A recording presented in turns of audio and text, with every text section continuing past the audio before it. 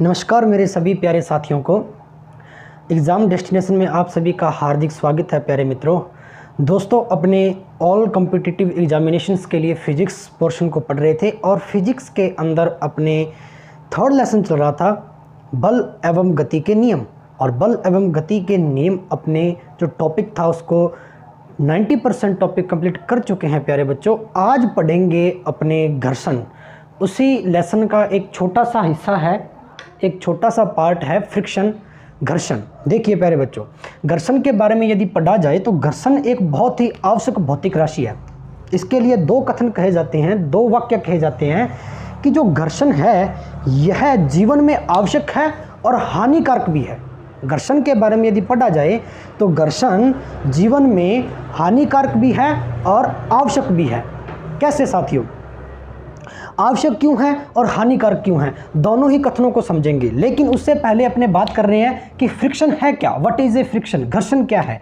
तो दोस्तों, किसी वस्तु को किसी सतह पर चलाया जाता है, किसी वस्तु को किसी सतह पर चलाया जाता है या चलाने का प्रयास किया जाता है तो सतह और वस्तु के मध्य ऐसा बल कार्य करता है। जैसे मान लीजिए ये कोई वस्तु है साथियों और यहाँ कोई सतह ले रहे हैं अपने इस प्रकार से, ठीक है ना। ध्यान रखना, ये सतह है और सतह के ये छोटे छोटे उभार हैं या उबड़ खाबड़ की जगह है और ये अपनी वस्तु है।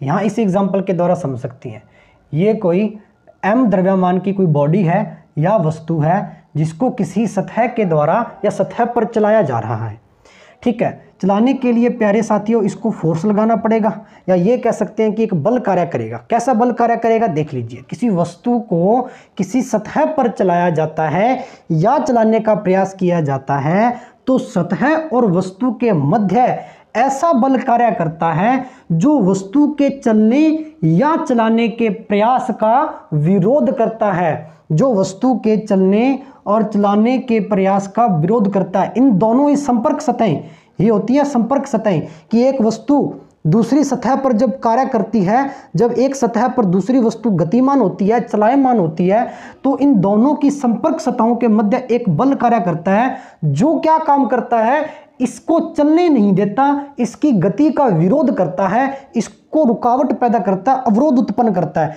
ऐसे बल को कहते हैं दोस्तों घर्षण बल, घिसके चलने वाला घर्षण, फ्रिक्शन। इस क्रिया को, इस पूरी प्रक्रिया को कहते हैं साथियों घर्षण। समझ में आई बात? दो सतहों के मध्य अंतरा आणविक बल के कारण घर्षण बल उत्पन्न होते हैं। अब उत्पन्न होने का कारण देख लीजिए। जैसे अपने इसको यहां समझते हैं, इसी चित्र के माध्यम से समझते हैं दोस्तों कि ये एक वस्तु थी, ये वस्तु की ऊपरी सतह और ये वाली सतह। इन दोनों के मध्य जो अंतरा आणविक बल होते हैं, इंटरनल मॉलिक्यूलर फोर्स, अंतरा आणविक बल, ये छोटे छोटे अणु होते हैं दोनों सतहों के मध्य। जब ये वस्तु इस सतह पर चलती है, गति करती है, तो इन दोनों संपर्क पृष्ठों के मध्य एक इंटरनल मॉलिक्यूलर फोर्स वर्क करता है, अंतरा आणविक बल कार्य करता है। और ये जो अंतरा आणविक बल हैं, जो इसके छोटे छोटे अंदर अणु हैं, ठीक है, इस दृढ़ पिंड के जो अणु हैं वो एक दूसरे के सतह पर फंस जाते हैं या उभार होता है जो उबड़ खाबड़ की जगह है, उसके जो ये वाले भाग हैं, ये अणु एक दूसरे के अंदर फंस जाते हैं और इस वस्तु को चलने नहीं देते, मोशन करने के अंदर क्या करते हैं, अवरोध उत्पन्न करते हैं। तो कहा जाता है कि दो सतहों के मध्य अंतरा आणविक बल उत्पन्न होता है, इन दोनों संपर्क सतहों के मध्य। इस वजह से क्या पैदा होता है दोस्तों, घर्षण या फ्रिक्शन। यह बल, एक स्टेटमेंट और लिखा गया कि यह बल सदैव दोनों सतहों के बीच अपेक्षिक गति का विरोध करता है। अभी पढ़ाया, क्या पढ़ाया साथियों कि यह जो बल होता है, कौन सा बल होता है, घर्षण बल जो होता है, यह दोनों सतहों के मध्य अपेक्षिक गति का विरोध करता है। रिलेटिव जो मोशन है, अपेक्षिक जो गति हो रही है, अपेक्षिक गति का मतलब इसकी अपेक्षा, इस सतह की अपेक्षा जो वस्तु गति कर रही है, सतह तो स्थिर है और वस्तु आगे चलने का प्रयास कर रही है, तो इन दोनों की अपेक्षिक जो गति है वस्तु की, उसका विरोध करता है इन दोनों सतहों के मध्य लगने वाला ये फ्रिक्शन फोर्स। हाँ या ना? बिल्कुल हाँ सर, एग्जैक्ट बात। अब बात करते हैं, आपसे एक प्रश्न पूछा जाए ये जो घर्षण है दोस्तों, ये दैनिक जीवन से जुड़ी हुई भौतिक राशि है। वास्तव में ये एक फिजिकल बॉडी है जो मानव प्रजाति के जीवन में काम कर रही है। अपनी अर्थ के अंदर, पूरे अर्थ के अंदर जितनी भी इवेंट्स हो रही हैं उनमें सबसे अहम जो रोल है वो फ्रिक्शन का है। अपने चल रहे हैं फ्रिक्शन के कारण। अगर फ्रिक्शन ना होता तो चलता वो रुकता ही नहीं, क्योंकि सतह बिल्कुल प्लान होती, सतह में छोटे छोटे उभार न होते तो अपने चलते कैसे, है ना। अपनी सतह और अपने पैरों के मध्य और पृथ्वी की सतह के मध्य फ्रिक्शन बल कैसे कार्य करता, है ना। तो इसीलिए इसकी उपयोगिता या इसका महत्व है वो मानव जीवन में बहुत उपयोगी है दोस्तों। फ्रिक्शन की दूसरी बात कि अगर फ्रिक्शन न होता दोस्तों, अगर घर्षण बल न होता तो अभी बताया, ठीक है, घर्षण नहीं होता तो क्या होता दोस्तों, पूरी पृथ्वी पर जितनी भी प्रजातियां गतिमान हैं, जो गतिमान अवस्था के अंदर हैं, जितनी भी वस्तुएं, वो एक बार गतिमान होने के पश्चात रुकती नहीं तो दुर्घटना हो जाती बहुत बड़ी, है ना। तो ये सबसे मुख्य कारण। नंबर 2 बात आपने पढ़ा होगा, एक छोटा सा एग्जांपल बताते हैं। एक बॉल लीजिए, गेंद, और गेंद को किसी फर्श पर लुढ़का दीजिए। क्या ऐसी घटना होती है या ऐसा फिनोमिना होता है दोस्तों कि अगर बॉल को लुढ़का दिया जाए तो वो पूरे समय चलती ही जाएगी, कभी एक निश्चित पॉइंट पर वो नहीं रुकेगी? ऐसा नहीं होता दोस्तों। बॉल लुढ़काने के पश्चात किसी ना किसी एक निश्चित बिंदु पर उस बॉडी को, उस m द्रव्यमान की वस्तु को रुकना पड़ेगा और वो किसी एक पॉइंट पर क्या हो जाएगी, स्थिर हो जाएगी, विरामावस्था में आ जाएगी, एज ए रेस्ट कंडीशन में आ जाएगी।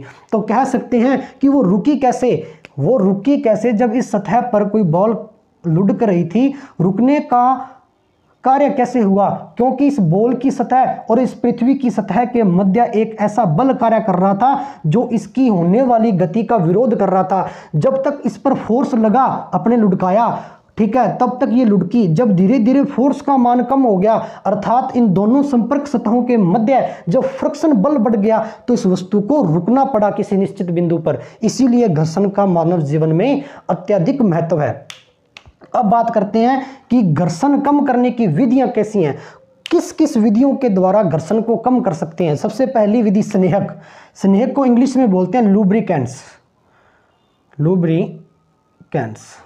ठीक है। स्नेहकों के द्वारा अपने किसी भी वस्तु का क्या कर सकते हैं, घर्षण कम कर सकते हैं। सर स्नेहक कैसे हैं? स्नेहक जैसे ग्रीस के द्वारा आप कम कर सकते हो, ठीक है। किसी दो वस्तुओं के मध्य अगर घर्षण बहुत ज़्यादा हो रहा है, आपने देखा होगा बड़ी बड़ी फैक्ट्रियों में, कंपनी के अंदर जो मशीनें चलती हैं, उन मशीनों के जो पुर्जे होते हैं या उनकी जो धुरियाँ होती हैं जो घूमती हैं निरंतर, ठीक है, उनके मध्य घर्षण ज़्यादा हो जाने से वो धुरियाँ खराब हो जाती हैं, अर्थात मशीनें खराब हो जाती हैं। तब क्या करते हैं, ग्रेफाइट का यूज किया जाता है। ग्रेफाइट एक चिकना पदार्थ है दोस्तों, ठीक है ना। केमिस्ट्री में पढ़ेंगे, कार्बन का एक अपर रूप है ग्रेफाइट, ठीक है ना। यह विद्युत का एकमात्र सुचालक पदार्थ है कार्बन के अंदर। ये चीज़ें आपको पढ़ाएंगे, केमिस्ट्री में पढ़ेंगे, रसायन विज्ञान में।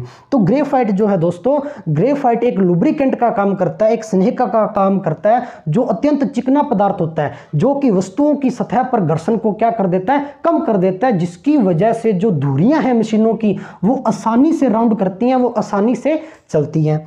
संपर्क सतहों को पॉलिश किया जाता है। दूसरी विधि क्या है, संपर्क सतह जो उसको पॉलिश करके भी कम किया जा सकता है। सर कैसे?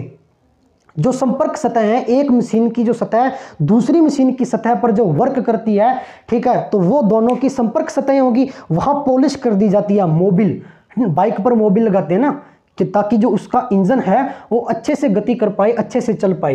क्यों? क्योंकि घर्षण का मान कम हो जाए, इसीलिए तो वहाँ पॉलिश की जाती है, ग्रीस, मोबिल या कुछ और लिक्विड पदार्थ वहाँ लगाकर, तरल पदार्थ, जिसकी वजह से घर्षण कम हो पाए। वॉल बेयरिंग द्वारा जो घूर्णी करती हैं, जो घूर्णन करती हैं, रोटेट करती हैं जो वस्तुएं, जैसे कि पंखा, अब पंखे के अंदर क्या लगा होता है, वॉल बेयरिंग लगा होता है, ठीक है ना। कुछ ऐसी आकृति, कुछ ऐसी स्ट्रक्चर, यहाँ समझ लीजिए इस प्रकार की स्ट्रक्चर, ये इसका आंतरिक भाग होता है। यहाँ इस प्रकार से लोहे की छोटी छोटी गोलियों जैसी होती हैं, है ना। तो ये गोलियां हैं, ये वाला पदार्थ है वो चलता है, ऊपर वाला पदार्थ क्या रहता है, स्थिर रहता है। जब ये वाला पदार्थ घूमता है, बीच वाला, ये जब बीच वाली जो सतह है, बीच वाला जो राउंड भाग है, ठीक है, ये सर्किल पार्ट है, ये जब ये घूमता है तो ये जो गोलियां लोहे की ये भी घूमती हैं, और घूमती हैं तो क्या कर देती हैं, घर्षण के मान को कम कर देती हैं। अर्थात जो घूर्णन करने वाली वस्तुएं हैं वहां किसका प्रयोग किया जाता है दोस्तों, बॉल बेयरिंग का प्रयोग किया जाता है। किसको कम करने के लिए, घर्षण को कम करने के लिए।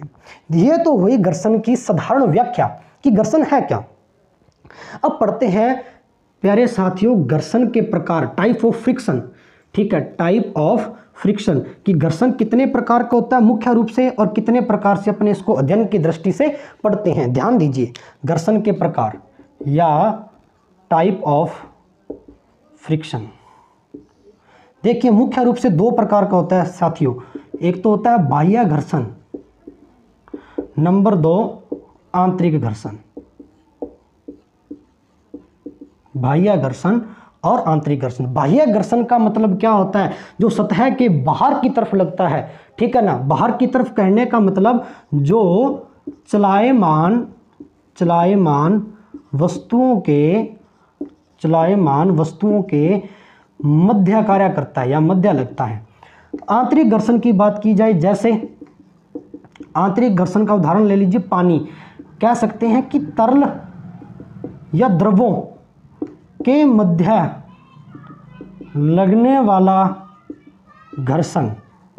फ्लड जो होते हैं, जो तरल पदार्थ होते हैं, जैसे कि पानी को आप फर्श पर लुढ़का दें, या तेल है, ठीक है, थोड़ा गाढ़ा पदार्थ है, या मोबिल है, उसको फर्श पर लुढ़का दें, तो फर्श और मोबिल की जो आंतरिक सतह है उनके मध्य जो फोर्स लगता है उसे कहते हैं आंतरिक घर्षण। इसको फ्लड मैकेनिक्स के अंदर पढ़ेंगे, द्रव यांत्रिकी पढ़ेंगे, तो उसकी भाषा में इसको श्यानता भी कहा जाता है, विस्कोसिटी, श्यानता, ठीक है ना।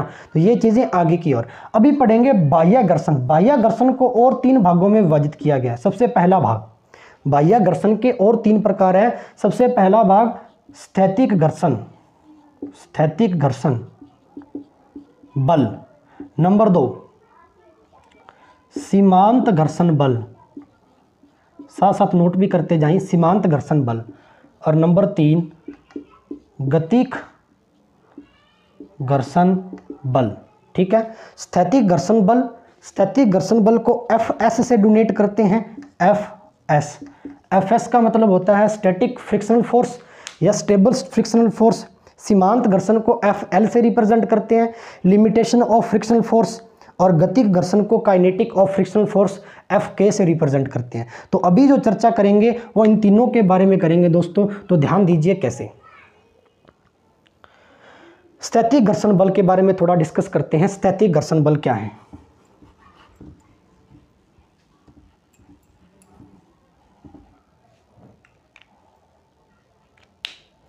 नंबर 1 स्थैतिक घर्षण बल। एक एक दो लाइनें बस समझना, इसको Fs से रिप्रेजेंट किया जाता है। दोस्तों देखिए, यह क्या कहता है कि मान लीजिए कोई सतह है, इस सतह पर कोई m द्रव्यमान का कोई पिंड है जिसको इस सतह पर चलाया जाता है। m द्रव्यमान का कोई पिंड है, इसके नीचे की ओर जो लगने वाला बल है वो mg है, या r कह सकते हैं, प्रतिक्रिया बल, ठीक है, रिएक्शन फोर्स। जब इस वस्तु को चलाया जाता है या इस वस्तु के बाहर की ओर जब बल लगाया जाता है दोस्तों, तो कहते हैं कि किसी वस्तु को चलाने के लिए उस पर लगने वाले बल को यदि बढ़ाएं, लगने वाले बल को, जैसे ये वस्तु है, इस पर मैं कोई बल लगा रहा हूं, वस्तु बहुत ज्यादा भारी है, लगने वाले बल को बढ़ाएं लेकिन वस्तु चले ना, अर्थात गतिमान न हो, अर्थात गतिमान न हो, तो गतिमान होने से पहले की जो अवस्था है वस्तु की, ठीक है ना, उसे कहते हैं घर्षण। कौन सा? स्थैतिक घर्षण बल। दोबारा सुन लीजिए, नहीं समझ में आया दोबारा सुन लीजिए कि किसी वस्तु को किसी सतह पर बाह्य बल लगाकर जब चलाया जाता है तो वस्तु न चले, इस कंडीशन के अंदर वस्तु की सतह और धरातल की सतह के मध्य जो बल कार्य करता है उसे बोलते हैं स्थैतिक घर्षण बल। अर्थात गतिमान अवस्था से जो पहले का भाग है, स्थैतिक का मतलब क्या होगा? स्थिर, कि घर्षण तो लग रहा है लेकिन स्थिर है, वस्तु चल नहीं रही, बल तो लगा रहे हैं लेकिन वस्तु नहीं गति हो रही, वस्तु गतिमान अवस्था में नहीं है, ठीक है, ऐसे बल को बोलते हैं स्थैतिक घर्षण बल। नंबर 2 बात करते हैं सीमांत। ये देखिए नाम से ही अपने इनकी परिभाषाएं बनानी है। सीमांत घर्षण, सीमांत का मतलब एक सीमा पर, एक लिमिटेशन पर। यह कहता है कि जब जब किसी वस्तु को बाह्य बल लगाते हैं या चलाने के लिए बाह्य बल का मान बढ़ाते जाएं, पहले का जो बल था और अब जो बल है, अब बल है वो वस्तु पर बढ़ाना है, वस्तु पर लगने वाले बल को यदि बढ़ाते जाएं तो एक समय ऐसा आता है, एक सीमा पर, एक पॉइंट ऑफ व्यू पर, एक लिमिटेशन पर, एक सीमा पर वस्तु क्या हो जाती है दोस्तों, गतिमान अवस्था में आ जाती है, वस्तु गतिमान अवस्था में आ जाती है। उस समय वस्तु की सतह और धरातल की सतह के मध्य जो बल कार्य करता है उसे बोलते हैं सीमांत घर्षण बल, या बोलते हैं FL से रिप्रेजेंट करते हैं। नंबर 3 गतिक घर्षण बल, काइनेटिक फ्रिक्शनल फोर्स, गतिक घर्षण बल। दोस्तों गतिक घर्षण बल, गतिक का मतलब हो गया गति, काइनेटिक हो गई, ठीक है, वस्तु चल रही है, ठीक है, तो अपने इसको कैसे रिप्रेजेंट करेंगे, डिफाइन कैसे करेंगे कि बाहर से लगने वाले बल को यदि बढ़ाते जाएं, बाहर से लगने वाले बल को, यहां समझ लीजिए कि इस बॉडी पर बाहर से कोई बल कार्य कर रहा है F, और इसको बढ़ाते जाएं, इंक्रीज करते जाएं इस फोर्स को, तो एक अवस्था ऐसी आती है, ठीक है ना, पहले बढ़ा रहे थे अब बढ़ाते जा रहे हैं, लेकिन धीरे धीरे घटा दो, बढ़ाते बढ़ाते धीरे धीरे कम कर दिया। कि जैसे मान लो ये कोई बॉडी है, मैं इसको बहुत ज़्यादा बल से इसको धक्का पुश कर रहा हूँ, लेकिन जैसे जैसे बल बढ़ाता जा रहा हूँ वस्तु चल रही है, लेकिन अब मैंने धीरे धीरे वस्तु पर बल हटा दिया या बल घटा दिया। मैंने बल तो घटा दिया लेकिन वस्तु तो अभी गतिमान अवस्था में है ना, तो वस्तु अभी क्या है, गतिमान अवस्था में है, मोशन की कंडीशन में है, ठीक है। धीरे धीरे बल को घटा दिया जाए तो बल इतना हो जाता है कि वस्तु क्या हो जाती है, चलने लग जाती है, अपने आप चलती रहेगी, ठीक है ना। ऐसे बल के अंदर या इसी अवस्था के अंदर कहते हैं कि वस्तु की सतह और धरातल की सतह के मध्य जो बल कार्य करता है वो स्थैतिक घर्षण गतिक घर्षण बल कहलाता है, FK काइनेटिक फोर्स। समझ में आई बात। अब सबसे इंपॉर्टेंट जो बात है वो देख लीजिए, यहाँ जो इंपॉर्टेंट वर्क करेंगे अपने, देख लीजिए, ये कहता है कि कोई भी घर्षण है, चाहे वो स्थैतिक घर्षण हो, ठीक है, चाहे वो स्थैतिक घर्षण हो, चाहे वो सीमांत घर्षण हो, चाहे वो गतिक घर्षण हो, कोई भी घर्षण बल है, जैसे स्थैतिक ले लेता हूँ, ये समानुपाती होता है प्रतिक्रिया बल के, कि जितना प्रतिक्रिया बल होगा इस वस्तु के नीचे की ओर जो R वर्क कर रहा है ये जितना होगा, ठीक है, घर्षण उतना ही ज़्यादा उत्पन्न होगा, ठीक है। अर्थात जो संपर्क सतह अपना बल लगा रही है नीचे की ओर, अर्थात उसको गति नहीं करने दे रही है, अर्थात ऐसे कह सकते हैं कि वस्तु की जो सतह है, अर्थात धरातल की जो सतह है वो जितनी उबड़ खाबड़ होगी वस्तु उतनी ही धीरे धीरे चलेगी। ये तो सभी को पता ना, बस वही काम यहाँ करना है कि प्रतिक्रिया बल जितना ज़्यादा होगा आपका घर्षण उतना ही ज़्यादा होगा, ठीक है। अभी देख लीजिए FS समानुपाती R के है, FS समानुपाती हटाएंगे तो एक नियतांक आ जाएगा म्यू, इसके पैरों में छोटा सा S और R, एक फॉर्मूला बन गया। म्यू जो होता है दोस्तों इसको बोलते हैं घर्षण गुणांक, क्या बोलते हैं इसको, घर्षण गुणांक। कौन सा घर्षण पढ़ रहे हैं, स्थैतिक, तो इसका नाम क्या हो जाएगा, स्थैतिक घर्षण गुणांक। ये एक सिंबल है, ग्रीक वर्ड, ऐसे फिजिक्स के अंदर म्यू, यू नहीं म्यू, ठीक है ना। अभी 2 नंबर बात कर ले, सीमांत घर्षण की बात कर लेते हैं, FL, तो FL भी समानुपाती R की होगा, तो FL इज इक्वल टू क्या हो जाएगा, म्यू LR, ठीक है ना। ये होगा सीमांत घर्षण के लिए, और गतिक घर्षण के लिए FK हो जाएगा, FK is equal to mu KR। बात समझ में आई साथियों, ठीक है ना। तो ये हो गया आपके तीनों प्रकार के बाह्य घर्षण और इनकी एक एक डेफिनेशन और इनका फॉर्मूला, ठीक है दोस्तों। तो ये होगी घर्षण के बारे में बात, घर्षण के बारे में डिस्कशन, जो दैनिक जीवन में बहुत ही उपयोगी भौतिक राशि है, ठीक है साथियों। तो इसी के साथ आपका 3rd चैप्टर भी कंप्लीट होता है। इसके बाद जो नेक्स्ट चैप्टर है वो बहुत ही इंटरेस्टेड चैप्टर है, उसको पढ़ेंगे अपने नेक्स्ट लेक्चर के अंदर, ठीक है साथियों। लेक्चर का नाम है गुरुत्वाकर्षण, ग्रेविटेशन पढ़ेंगे इसके बाद में नेक्स्ट चैप्टर, बहुत ही इंपॉर्टेंट है, वेरी वेरी इंपॉर्टेंट चैप्टर और बहुत ही इंटरेस्टेड है, ठीक है साथियों। तो आज के लिए इतना ही। वीडियो अच्छी लगी हो लाइक करें, अन्य साथियों के साथ शेयर करें और सपोर्ट करें। बहुत सारे साथी हैं शेयर कम कर रहे हैं आगे से, ठीक है ना, और सब्सक्राइब भी अभी तक चैनल को बहुत कम कर रहे हैं। सपोर्ट बनाए रखें साथियों, जब तक सपोर्ट नहीं होगी आपकी, ठीक है ना, तो अपने आगे कैसे बढ़ेंगे, हमें मोटिवेशन कैसे मिलेगा, है ना, कि डेली नई नई चीज़ आपके लिए लेकर आएँ, डेली नया नया टॉपिक करें। कोर्स चल रहा है पूरा, तो धीरे धीरे कोर्स की अपने लेक्चर डाल रहे हैं, कंटिन्यूटी कोर्स चल रहा है, स्टेप बाय स्टेप। ओके साथियों, तो आज के लिए इतना ही। जय हिंद, जय भारत।